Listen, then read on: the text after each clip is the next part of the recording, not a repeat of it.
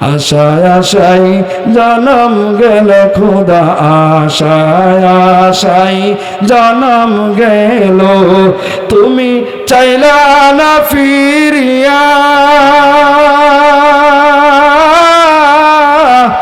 আর কত কাল থাকবো মাবুদ তোমার দিদার পানে চাইয়া। মারহাবা। আশায় আশায় জনম গেল খোদা, আশায় আশায় জনম গেল, তুমি চাইলা না ফিরিয়া। আর কত কাল থাকবো মাবুদ তোমার দিদার পানে চাইয়া। তুমি মুসার সঙ্গে কইলা কথা তোর পাহাড়ে নিয়া।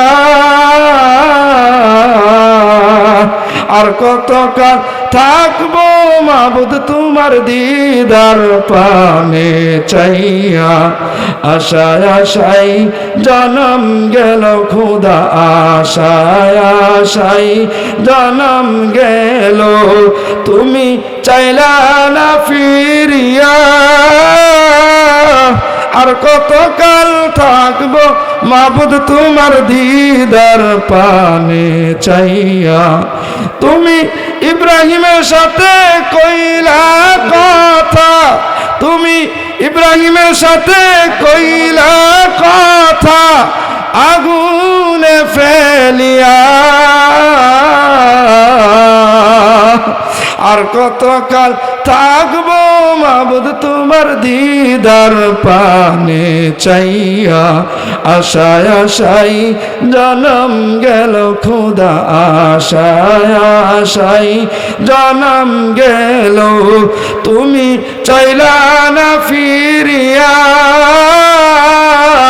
আর কত কাল থাকবো মাবুদ তোমার দিদার পানে চাইয়া। মারহাবা। জান্নাতবাসীরা ডাক দিয়া বলেন, আল্লাহ পৃথিবীর জমিনে তুমি আমাদেরকে দেখা দাও নাই, কথা বলো নাই। আল্লাহ গো, আজকে জান্নাতের ময়দানে উলামায়ে কেরামের মাধ্যমে জানতে পারলাম, আল্লাহ গো তুমি এখনো আমাদেরকে কেন দেখা দাও নাই। আল্লাহ পর্দা সরাও। আল্লাহু আকবার। আর চিৎকার দিয়ে ইমানি আওয়াজে বলো আল্লাহু আকবার। একটু মায়া লাগায়া জোরে বলো না, ও মুসলমান ইমানকে শক্তিটা দেখায়া দাও না, জোরে আমার মাওলারে ডাক দাও না আল্লাহ। আরো জোরে বলো না আল্লাহ। আল্লাহরে ডাক দিয়া বলেন আল্লাহ, এখনো কেন পর্দা তোমার সামনে, পর্দা সরাও, আমরা তোমাকে মন ভরে দেখবো। মারহাবা। আমার আল্লাহর সাথে সাথে বলবে, জান্নাতবাসীরা আসল জিনিস চায়া ফালাইছো, এখনই তোমাদের সামনে দেখা দেব। আমার আল্লাহ ডাক দিয়া বলেন, পর্দা সরে যা। পর্দাগুলি টাস টাস করে সরে যাবে। আমার আল্লাহ এক সেকেন্ডের জন্য একবার দেখা দেবে। জান্নাতবাসীরা তাকায় থাকবে, হাজার হাজার বছর চলে যাবে। আমার আল্লাহ আবার আরেকবার দেখা দেবে। জান্নাতবাসীরা এইবার সিজদায় পড়ে যাবে। আমার আল্লাহ বলে, জান্নাতবাসীরা পাগল হইস না, পাগল হইস না, আমি আল্লাহ জান্নাতের ভিতরে প্রত্যেক দিন তোদের সাথে দেখা দেব। আমার আল্লাহ বলবেন, ইরফাউ রুউসাকুম, মাথা উঠাও, মাথা উঠাও, ফাদখুলি ফি ইবাদি ওয়াদখুলি জান্নাতি, জান্নাতের নাজ নিয়ামত উপভোগ করো। মারহাবা। ও মুসলমান বন্ধুগণ আমার, অকালিকা প্রসাদ এলাকার মা বোনেরা, আজকে সেই উলামায়ে কেরাম এখানে কোরআন হাদিস থেকে আলোচনা করবে। মন দিয়া যদি শুনতে পারো, কিছু শিখতে পারবা, আমল নিয়ে যাইতে পারবা। আল্লাহ আমাদেরকে কবুল করুন। জোরে জোরে বলেন আল্লাহুম্মা আমিন। দেখেন কোরআন কিভাবে মানুষের অন্তরে নূর পয়দা করে। আল্লাহর নবী সাল্লাল্লাহু আলাইহি ওয়াসাল্লাম দোয়া করলেন। মানুষকে দাওয়াত দেওয়ার পর একটা পর্যায়ে দেখা গেছে কিছু মানুষ মুসলমান হইতেছে, আবার কিছু মানুষ আল্লাহর নবী সাল্লাল্লাহু আলাইহি ওয়াসাল্লাম আংশিক বেশি মানুষ তারা বিরোধিতা করতে শুরু করলো, ইসলামের দাওয়াত প্রচার প্রসার করতে দেবে না। আমার নবী করিম সাল্লাল্লাহু আলাইহি ওয়াসাল্লাম দোয়া করলেন, আল্লাহ উমর ইবনুল খাত্তাব অথবা উমর ইবনুল হিশাম এই দুইজনের কোনো একজনকে তুমি ইসলামের জন্য কবুল করে নাও। বলি আল্লাহুম্মা সুবহানাল্লাহ। বলি নবীজি দোয়া করছেন, এটা কি বিফলে যাবে? সম্ভব? বেয়াদবিনের একটা চা খেয়ে নি। আল্লাহ রাব্বুল আলামিন দোয়াকে কবুল করে নিলেন হযরত উমরের পক্ষে। জোরে জোরে বলি সুবহানাল্লাহ। কেন কবুল করছেন আসেন এবার শুনুন। হযরত উমর রাগান্বিত ছিলেন, ইসলামের বিরোধিতা করতেন, বাপদাদার ধর্ম মানতেন, কিন্তু হযরত উমর একটা ভালো গুণ ছিল। মাঝে মাঝে তিনি ভাবতেন, যেহেতু জ্ঞানী মানুষ ছিলেন, তিনি ভাবতেন আচ্ছা আমি তো মুহাম্মদের বিরোধিতা করি, কিন্তু তিনি যা বলে অনেক সময় তো আমার কাছে মনে হয় এটাই সত্যি, এটাই তো যুক্তিতে আসে। এই যে ভালো মনোভাব ছিল, আল্লাহ বলেন তোর এই ভালো মনোভাবগুলোর কারণেই আমি আল্লাহ তোকে কবুল করবো। সুবহানাল্লাহ। উমর একদিন লুকায়া লুকায়া গেলেন, দেখি মুহাম্মদ রাতের বেলা কি করে সাল্লাল্লাহু আলাইহি সাল্লাম। গেলেন, যাইয়া দেখেন নবী সাল্লাল্লাহু আলাইহি সাল্লাম নামাজের মধ্যে তেলাওয়াত করতেছেন। তিনি তেলাওয়াত শুনে মুগ্ধ হয়ে গেলেন, ভাবতেছেন এত সুন্দর তেলাওয়াত, এ কোন কবির লেখা? সূরাতুল হাক্কার 41, 42, 43 নম্বর আয়াত পড়লে আপনারা বুঝতে পারবেন। এ কথা বলার সাথে সাথে আল্লাহর নবী পড়ার আয়াত তেলাওয়াত করলেন। পড়ার আয়াতের অর্থটা হচ্ছে এই যে এটা কোনো কবির কথা নয়, এটা স্বয়ং আল্লাহ তাআলার বাণী। সুবহানাল্লাহ বলেন। উমর মনে মনে ভাবলেন, আমি মনে মনে কল্পনা করি, কিন্তু তিনি বুঝেন কিভাবে? তিনি বুঝেন কিভাবে? তিনি তো অনেক বড় গণক, অনেক বড় জাদুকর, মনের খবর জানে। সাথে সাথে নবীজি পরের আয়াত তেলাওয়াত করতেছেন, সূরাতুল হাক্কা 42 অথবা 43 নম্বর আয়াত সম্ভবত তেলাওয়াত করতেছেন। নবী বুঝাইতেছেন, না এটা পৃথিবীর কোনো গণকের কথা নয়, এটা তো তার কথা যিনি তামাম পৃথিবী সৃষ্টি করেছেন। সুবহানাল্লাহ। ওমর ইবনুল খাত্তাবের মন নরম হয়ে গেল। না না না, আমি অন্তর দিয়ে যা ভাবি তাই তিনি বলে দেয়। আসলে আমার মনে হয় একজন আছেন যিনি অন্তরেরও খবর জানেন। সুবহানাল্লাহ বলেন। ওমর চলে গেলেন। একদিন রাতের বেলা সিদ্ধান্ত হয়ে গেল, মুহাম্মাদের কাল্লা আনা লাগবে, মাথাটা এনে দিতে পারবে এমন কে আছে? কেউ যদি থাকে তাকে পুরস্কৃত করা হবে সর্বোচ্চ পর্যায়ে। খাত্তাব তিনি দাঁড়ায় গেলেন, আমি নিয়ে আসব। আল্লাহ বলেন, তুমি তো কাল্লা আনতে যাবা না, কালমা আনতে যাবা, আমি আল্লাহ কবুল করবো। সুবহানাল্লাহ বলে। মুসলমান বন্ধুগণ আমার, হযরতে উমর রাদিয়াল্লাহু তাআলা আনহু আমার নবীজির কাল্লা আনার জন্য রওনা হলেন। রাস্তার মধ্যে একজন সাহাবীর সাথে দেখা হয়ে গেল। সাহাবী ডাক দিয়া বলে, উমর কোথায় যাও? মুহাম্মাদের কাল্লা আনার জন্য যায়। তিনি ডাক দিয়া বললেন, ঠিক আছে নিয়ে আসো, আমার কোনো বাধা নাই, তবে একটা জিনিস খেয়াল রাখবা, পরের শিক্ষা দেওয়ার আগে, পরের দাওয়াত দেওয়ার আগে নিজের ঘর ঠিক করে নাও।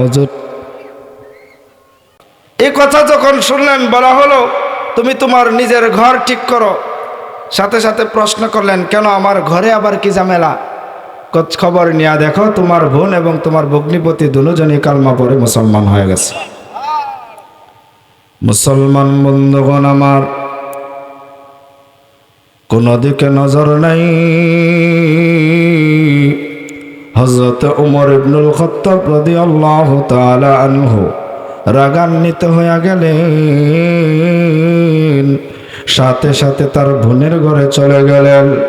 বন্ধুগণ আমার, তার বোন ঘরের ভিতরে কোরআন তেলাওয়াত করতেছিলেন। এমন সময়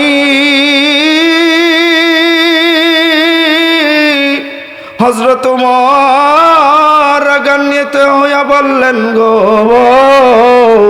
তোমরা কি তেলাওয়াত করতেছো?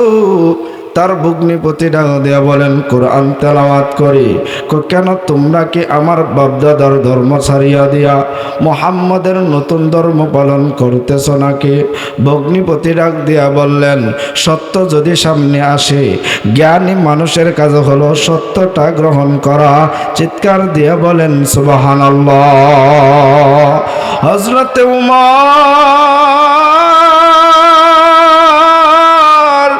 সাথে সাথে তার ভগ্নিপতির উপর আঘাত করতে শুরু করলেন। একের পর যখন আঘাত করতেছে, এক পর্যায়ে তার বোন আয়েশা সামনে দাঁড়ায় গেলেন। ভাই গো,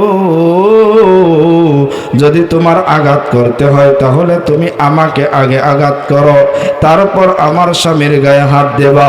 ও বন্ধুগণ আমার, এমন সময় তার বোনের গায়েও তিনি রাগান্বিত হয়ে আঘাত করতে শুরু করে দিলেন। ও মুসলমান বাজান, তার বোন এক সময় রক্তাক্ত হয়ে গেল আর বলতে শুরু করলো, ভাই আপনি যতই আঘাত করেন না কেন, আমার কোনো আফসোস নাই, আমার কোনো আফসোস নাই। আমি এতটাই খুশি, কারণ কি জানেন? কারণ হলো আমি কালমা পড়ে পড়ে আমার যদি ইন্তেকাল হয়ে যায়, আমার নবী বলেন শাহাদাতের মুআজিজা পাবো। চিৎকার দিয়া বলেন সুবহানাল্লাহ। মুসলমান বন্ধু, ওমর ইবনুল খাত্তাব রাদিয়াল্লাহু তাআলা আনহু নিচের দিকে তাকায় দেখে তার বোনের চেহারা থেকে রক্ত বের হইতেছে। এমন সময় একটু মায়া হয়ে গেল, কারণ একই তো রক্ত, একই মায়ের পেটের বোন, একই মায়ের পেটের ভাই বোন, একই ঘরের টাইপের ভিতরে একটা করোনা হয়ে গেল, ভিতরে আল্লাহ তাআলার রহমত সৃষ্টি হয়ে গেল। ও মুসলমান বাজান, ওমর ইবনুল খাত্তাব রাদিয়াল্লাহু তাআলা আনহু এইবার নরম সুরে তার বোনকে বলতেছে, বোন তুমি কি তেলাওয়াত করতেছিলে? আমাকে একবার তেলাওয়াতটা আবার শোনাও, আমাকেও একটু তেলাওয়াত করার সুযোগ দাও। তার বোন ডাক দিলে বলে, ভাই এই তেলাওয়াত যদি তোমাকে করতে হয় এবং শুনতে হয়, তুমি অপবিত্র, তোমাকে পবিত্র হওয়া লাগবে। কাছে পবিত্র হতে হলে কি করা লাগবে? সাথে সাথে তিনি গোসল করতে চলে গেলেন, ওযু করে পবিত্র হয়ে কোরআন তেলাওয়াত করলেন।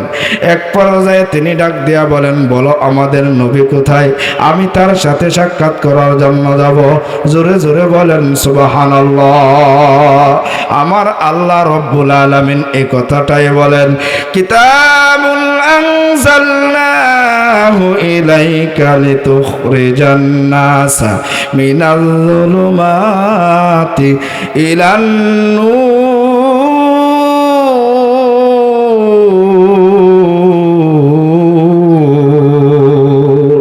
জোরে বলেন আল্লাহু আকবার। আমার আল্লাহ বলেন,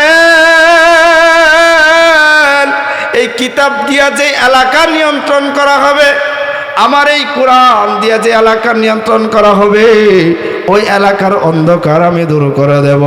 ওই এলাকার চোরটাকেও জমানার শ্রেষ্ঠ ভালো বুজুর্গ বানায় দেবেন। জোরে বলেন কে? বন্ধুগণ আমার, এই কোরআন যে অন্তরের মধ্যে লালন করবে, আল্লাহ বলেন তার অন্তরের মধ্যেও আমি নূর পয়দা করে দেব। দেখেন কোরআন তেলাওয়াত শোনার কারণে আমার আল্লাহ ওমরের অন্তরে কিভাবে নূর, আমার আল্লাহ তার নূরের অন্তরের ভিতরে নূর নাজিল করলেন, নূর পয়দা করে দিলেন। বন্ধুগণ আমার, ওমর এক পর্যায়ে বলতেছেন, মুহাম্মদ কোথায় আছে? তার কাছে আমাকে নিয়ে চলো, আমি তার কাছে যাইয়া কালমা পরে মুসলমান হয়ে যাব। সুবহানাল্লাহ। মুসলমান বন্ধু, ওমর তলোয়ার নিয়ে নবীর দিকে যায়। সাহাবায়ে কেরাম একজন আর একজনকে বলে, ওই যে দেখো ওমর তলোয়ার নিয়ে আসতেছে, হয়তো কোনো বাজে ব্যবহার করবে আমার নবীর সাথে। এমন সময় হযরতে হামজা রাদিয়াল্লাহু তাআলা আনহু তিনি আয়েশা বলেন, ওমর যদি আজকে কোনো বাজে ব্যবহার করে তার তলোয়ার দিয়েই তাকে হত্যা করব। চিৎকার দিয়ে বলেন সুবহানাল্লাহ। আমার নবী এমন সময় কামরা থেকে বের হয়ে বললেন, হামজা ও সাহাবায়ে কেরাম, কেউ নৈরাশ হয় না।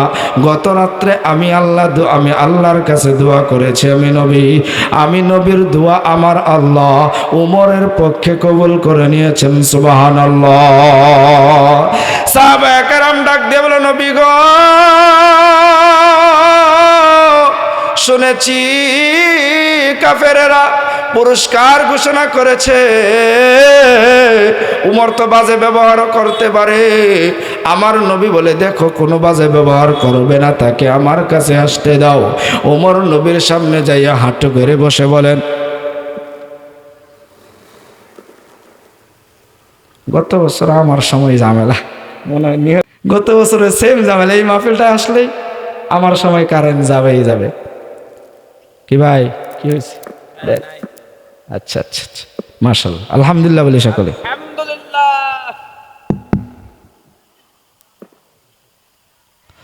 হযরত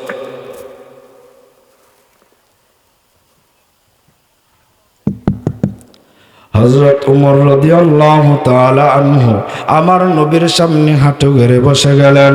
হাঁটু গেড়ে বসে নবীকে ডাক দিয়া বলেন, ইয়া রাসূলুল্লাহ, ইয়া হাবিবাল্লাহ, নবী গো, জীবনে অনেক ভুল করেছি, ভুল পথে ছিলাম, আজকে বুঝতে পারছি আপনি যেই কথা বলেন আল্লাহ তাআলার পক্ষ থেকে এগুলাই সঠিক কথা। আপনি আমাকে পড়ায়া দেন, লা ইলাহা ইল্লাল্লাহু মুহাম্মাদুর রাসূলুল্লাহ। জোরে জোরে বলি সাল্লাল্লাহু আলাইহি ওয়াসাল্লাম। উমর ইবনুল খাত্তাব রাদিয়াল্লাহু তাআলা আনহু মুসলমান হয়ে গেলেন কিসের গুণে? কোরআনের তেলাওয়াত শোনার কারণে, নবীজির দোয়ার মাধ্যমে। এই কোরআন আপনি যতই মন দিয়া শুনবেন, এই কোরআন আপনি যতই দিল দিয়া শুনবেন, আল্লাহ তাআলা অবশ্যই অবশ্যই এই কোরআনের ফজিলতে, এই কোরআনের বদৌলতে, এই কোরআনের কারণে আপনাকে অবশ্যই অবশ্যই সঠিক রাস্তা দেখাবে। জোরে বলি সুবহানাল্লাহ। এখন এই কোরআন তেলাওয়াত আমরা শুনতে চাই না, আছে না নাই? আছে না? আছে।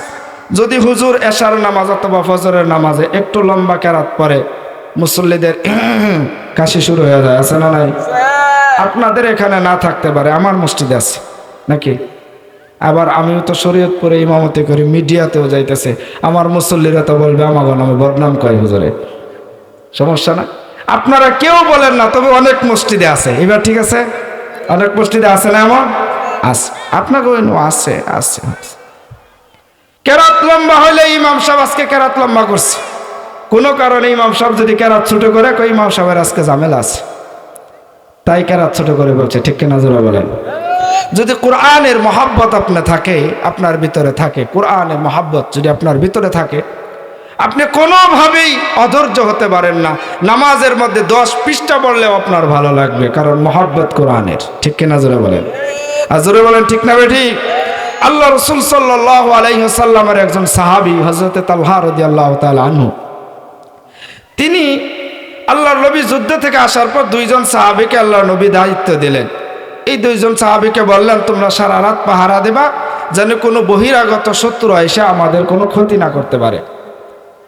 আল্লাহ রাসূলের এই 2 সাহাবীকে দায়িত্ব দেওয়ার পর তারা একজন আরেকজনের সাথে পরামর্শ করলেন, ভাই একা সারা রাত 2 জন জাগ না থাকবো কেন? আমি ঘুমাই অর্ধেক রাত, আপনি পাহারা দেন অর্ধেক রাত, আর আপনি ঘুমাইবেন অর্ধেক রাত, আমি দেবো পাহারা অর্ধেক রাত, তাহলে রাত শেষ হয়ে যাবে।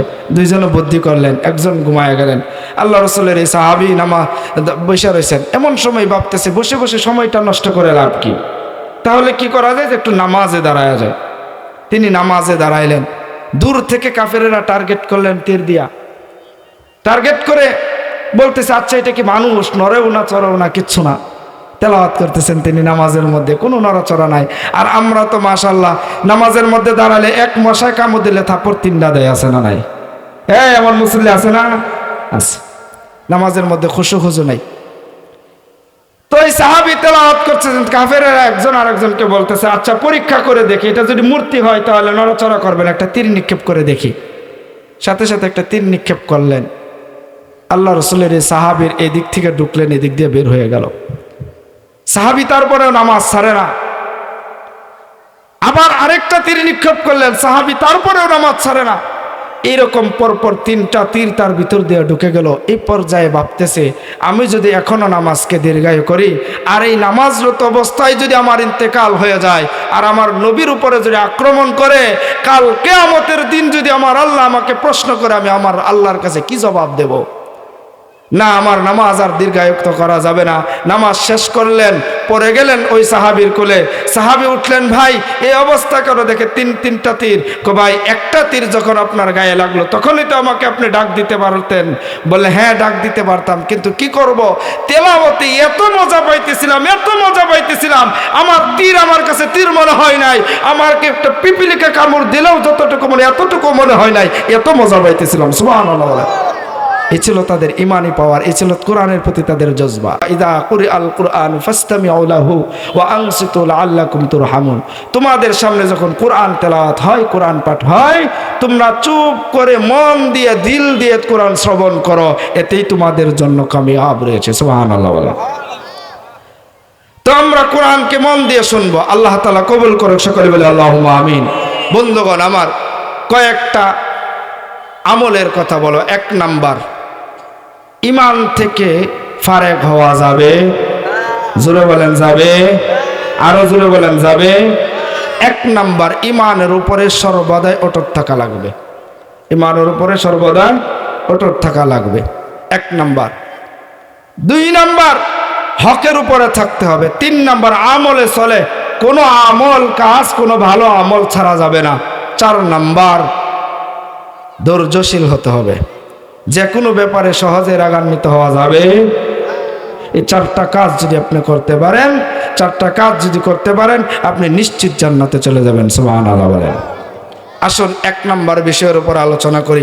গত বছর সূরাতুল আসর থেকে আলোচনা করে বলেছিলাম, ইমানের উপরে আগামী বছর আলোচনা রাখবো যদি দাওয়াত থাকে। 1 নাম্বার বিষয়, আল্লাহ রাব্বুল আলামিন বলেন, বান্দা তুমি যদি তাকওয়া অর্জন করতে পারো, আমি আল্লাহ তাআলা তোমাকে 2টা পুরস্কার দেব। জোরে বলেন কয়টা? জোরে বলেন কয়টা? তাকওয়া কি? ভয় ভীতি অর্জন করা।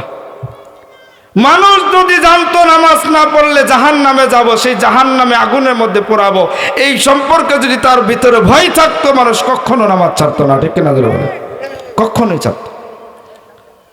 তাকওয়া অর্জন করা, ভয় ভীতি অর্জন করা, আল্লাহ তাআলার রাস্তা থেকে কোনোভাবেই বিতাড়িত হওয়া যাবে না। রিজিকের মালিক কে? আরো জোরে বলেন কে? রিজিক দেন কে? আপনাকে আমাকে সুস্থতা দিয়েছেন কে? অসুস্থতা দিয়েছেন কে? সব কিছু আল্লাহ তাআলা দেন, সর্ব অবস্থাতেই আলহামদুলিল্লাহ। মনে থাকবে তো? সর্ব অবস্থাতেই কোনো কাজ করলে ইনশাআল্লাহ, কোনো কাজ সমাপ্ত হয়ে গেলে আলহামদুলিল্লাহ, মনে থাকবে সমস্ত ক্ষেত্রে। তাকওয়া অর্জন করবেন। ছোট্ট ঘটনা বলে আলোচনা শেষ করে দেব। আপনি যদি তাকওয়া অর্জন করতে পারেন, আল্লাহ তাআলা পুরস্কার দিবেন 2টা। জোরে বলেন কয়টা? আরো জোরে বলেন কয়টা? 2টা। আল্লাহ রাব্বুল আলামিন কোরআনুল কারীমের সূরাতুত তালাকের শেষের দিকে বলেন, ওয়ামান ইয়াত্তাকিল্লাহা ইয়াজআল লাহু মাখরাজা ويرزقه من حيث لا يحتسب। জোরে বলেন আল্লাহু আকবার। আমার আল্লাহ বলেন, বান্দারে একটা কাজ করবা, আমি আল্লাহ পুরস্কার দেব 2টা। 1 নাম্বার কাজ কি? একটা কাজ কি? কাজটা হলো তাকওয়া অর্জন করা, আমি আল্লাহর প্রতি বিশ্বাস অর্জন করা। তাকওয়ার একটা অর্থ হলো ভয় ভীতি অর্জন করা, তাকওয়ার আরেকটা অর্থ হলো বিশ্বাস অর্জন করা। আমার আল্লাহ বলেন, সমস্ত ক্ষেত্রে যদি আমি আল্লাহর প্রতি তাকওয়া অর্জন করতে পারো, আমি আল্লাহ তোমাকে 2টা পুরস্কার দান করে দেব। জোরে জোরে বলেন সুবহানাল্লাহ। 1 নাম্বার পুরস্কার,